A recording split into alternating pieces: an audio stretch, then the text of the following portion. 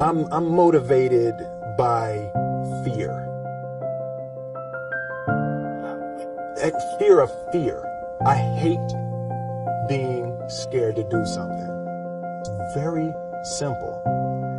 This is what I believe, and I'm willing to die for it.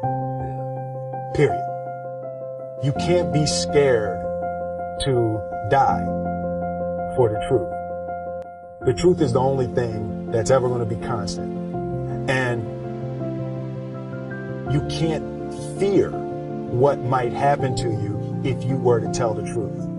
Because what happens to you if you don't tell the truth is worse than telling the truth will ever be. The first step before anybody else in the world believes it is you have to believe it. There's no reason to have a plan B because it distracts from plan A. And I think psychologically, the advantage that gives me over a lot of people that I have been in competition with in different situations is it's difficult to take the first step when you look how big the task is. The task is never huge to me. It's always one brick. I believe, and I learned very young, that you don't try to build a wall. You don't set out to build a wall. You don't say, I'm going to build the biggest, baddest, greatest wall that's ever been built. You don't start there. You say, I'm going to lay this brick as perfectly as a brick can be laid. There will not be one brick on the face of the earth that's going to be laid better than this brick that I'm going to lay in this next 10 minutes. And you do that every single day. And soon you have a wall. I've never really viewed myself as particularly talented. Where I excel is ridiculous, sickening work ethic. You know, while the other guy's sleeping, I'm working. While the other guy's eating, I'm working. The separation of talent and skill is one of the greatest misunderstood concepts for people who are trying to excel, who have dreams, that want to do things. Talent you have naturally. Skill is only developed by hours and hours and hours of beating on your craft. I always knew that I could work hard enough. There wasn't an issue with discipline, or there wasn't an issue with the ability to sacrifice or the willingness to sacrifice. There's no easy way around it. No matter how talented you are, your talent is going to fail you if you're not skilled. You know, if you don't study, if you don't work really hard and dedicate yourself to being better every single day.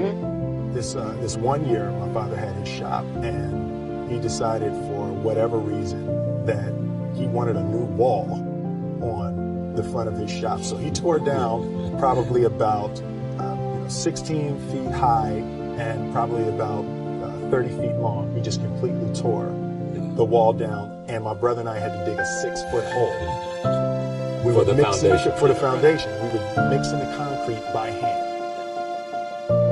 A year and a half. We were building this wall for a year and a half. Every day after school, we were coming, mixing concrete, putting it in the hole, doing it, and it was just myself and my little brother.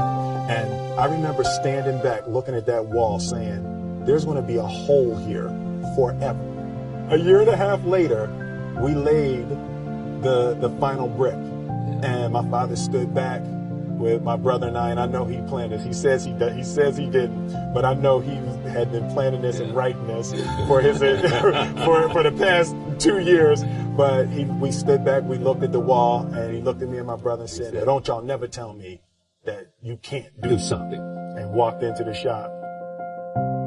As a child, my parents always told me you could be whatever you want to be. You could do whatever you want to do. And you know, that office, that position, the highest office on the face of the earth, it was something I heard my parents saying it, but I didn't totally believe it. Yet I went out in the world and I carried myself and I held my head high and I stood there and I looked people in their eyes and I talked to people as if I was deserving of everything that this planet has to offer. I really want to say to children out there and to people who are watching, Confucius said one time, he who says he can and he who says he can't are both usually right.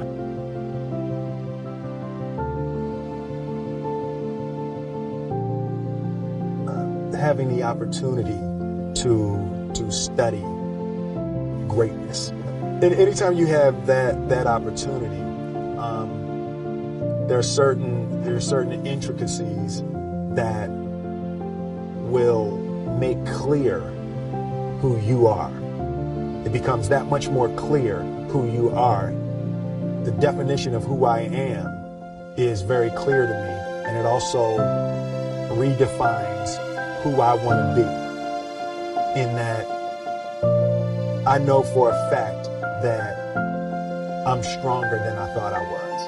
You know, you can't help but ask yourself the question, what would I do if I was in Muhammad Ali's shoes?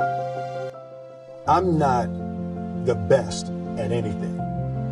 You know what I mean? Eddie Murphy is funnier than I'll ever be. Denzel is more powerful than I'll ever be. I think that my strength is I can do everything well. You know, I can do a little bit of everything, and that's what I concentrate on to be my strength. I'll never be able to compete with Denzel. I enjoy connecting with people and ideas, and you know, I have a mission statement. So every year for probably the past 10 years, I've worked out a mission statement for myself. And for the last few years, the mission statement has stayed the same, and it's been improve lives, right? So when I go into something, I'm looking for how the quality of this piece could potentially improve lives. But it's all along the way. It's when you make the movie and how you're interacting with people in the process. And, you know, the concept of improving lives runs through the center of everything I do. And then I realized that the way to improve lives is to continually improve yourself, right? So with that, every morning when I get out of the bed, you know, I haven't fixed everything in the world yet, so there's always something to do. I want my life, I want my work, my family, I want it to mean something. If you are not making someone else's life better, then you're wasting your time.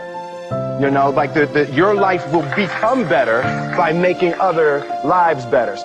A few months ago, I said that I believe that if I chose to, I could be the president of the United States.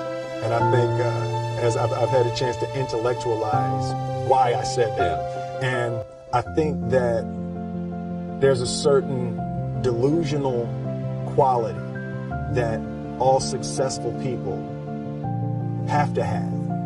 You have to believe that something different than what has happened for the last 50 million years of history. You have to believe that something different can happen.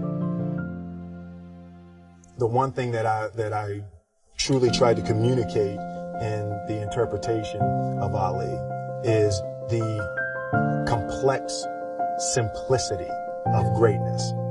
And how greatness is not this wonderful, esoteric, elusive, God-like feature that only the special among us will ever taste.